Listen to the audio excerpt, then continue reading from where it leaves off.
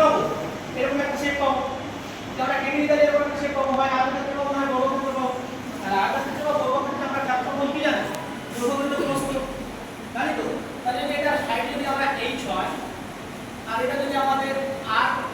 ব্যাসার্ধ বিশিষ্ট একটা বৃত্ত হয় তাহলে এটা h উচ্চতা আমরা পেয়ে যাচ্ছি h এখান থেকে তারপর এটা যদি আমাদের 8 সেন্টিমিটার ব্যাসার্ধ বিশিষ্ট তাহলে এর যে পরিধি হবে পরিধি কত হয় বৃত্তের পরিধি 2 পাই তাহলে বৃত্তের পরিধি কত হয়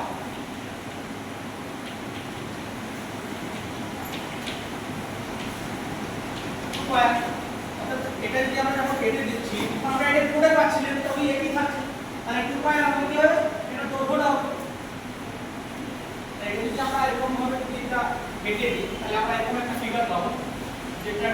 এটা হচ্ছে h আর দৈর্ঘ্যটা হচ্ছে 2 পাই এটা আমরা পেয়েছি এরপর থেকে আমরা বৃত্তের ক্ষেত্রফল জানবো যদি ব্যাসার্ধ দেওয়া থাকে তাহলে হয়